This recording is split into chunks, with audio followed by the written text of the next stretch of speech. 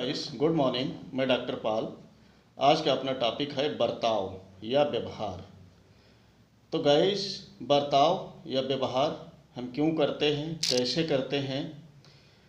बर्ताव को समझने के लिए इसकी अगर हम परिभाषा में जाएं तो हम ये कह सकते हैं कि जो व्यक्ति क्रियाएं करता है और उन्हीं क्रियाओं को हम व्यवहार कहते हैं या उन्हीं क्रियाओं को हम बर्ताव कहते हैं।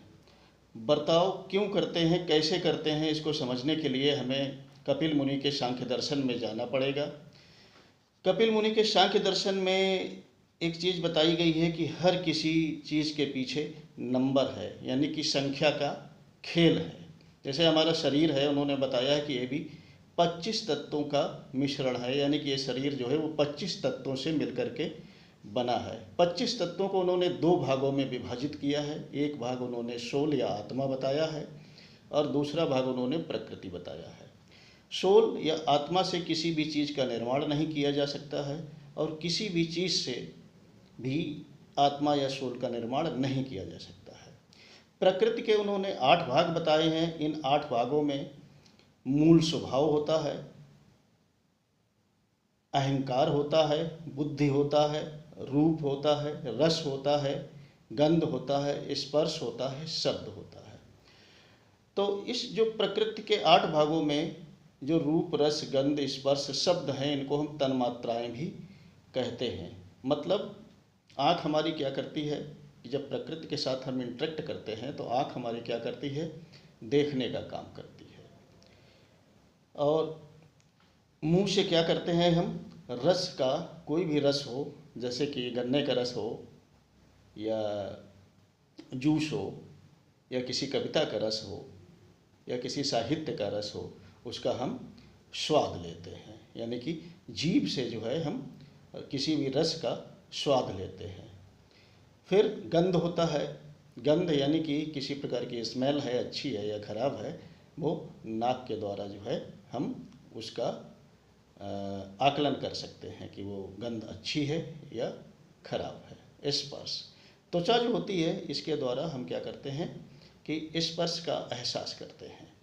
और कोई कुछ बोलता है तो बोलता क्या है कि शब्द बोलता है। शब्द जो होते हैं वो हमारे कानों में पड़ते हैं।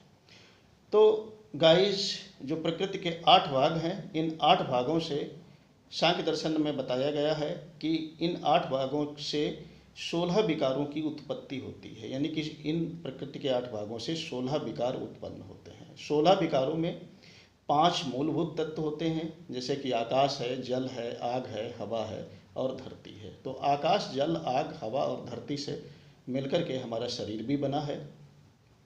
5 ज्ञानेंद्रियाँ बनती हैं। 5 ज्ञानेंद्रियों में जैसे कि आँख होता है जिससे हम देखते हैं, नाक होता है जिससे हम सूंघते हैं, कान होता है जिससे हम सुनते हैं, जीभ होता है जिससे हम स्वाद लेते हैं और त्वचा होती है जिससे हम महसूस करते हैं। 5 कर्मेंद्रियाँ बताई गई हैं, जिसमें हाथ होता है, पैर होता है, मुंह होता है, शौच करना होता है, यूरिन का त्याग करना होता है, और 16वां उन्होंने बताया है मन होता है।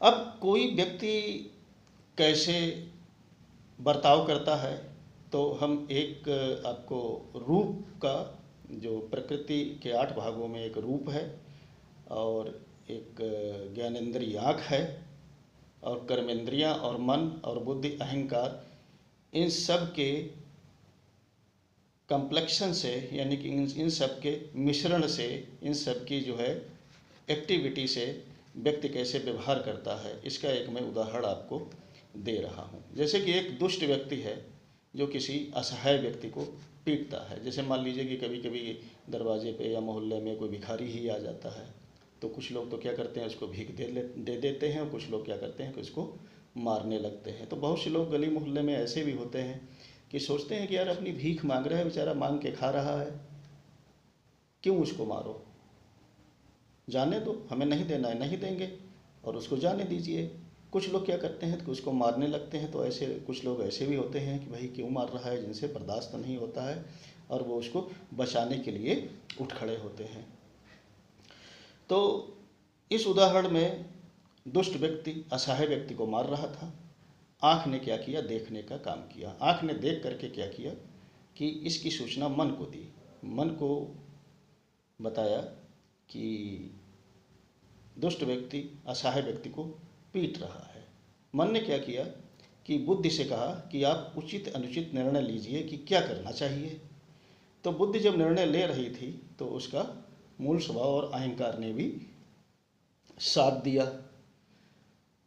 बुद्धि ने निर्णय लिया कि असहाय लोग हैं, उनकी दुष्टों से रक्षा करनी चाहिए।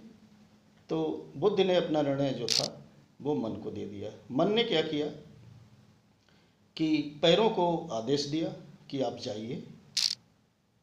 तो पैर जहाँ पर दुष्ट व्यक्ति असहाय व्यक्ति को मार रहा था, पैर पूरे शरीर को ले जा करके वहाँ पहुँच गए और हाथों ने क्या किया, उस दुष्ट व्यक्ति की पिटाई कर दी और असहाय को छुड़ा लिया। तो गाइज ऐसे ही हम रस से संबंधित उदाहरण बना सकते हैं, गंध से संबंधित उदाहरण ले सकते हैं, स्पर्श से संबंधित उदाहरण ले सकते हैं और शब्द से संबंधित उदाहरण ले सकते हैं। तो इस तरीके से हम क्या करते हैं कि व्यवहार करते हैं। तो गाइस, अगर वीडियो अच्छा लगा हो तो चैनल को सब्सक्राइब जरूर कर दें और लाइक करें, कमेंट करें, शेयर करें। Thank you so much. Have a nice day.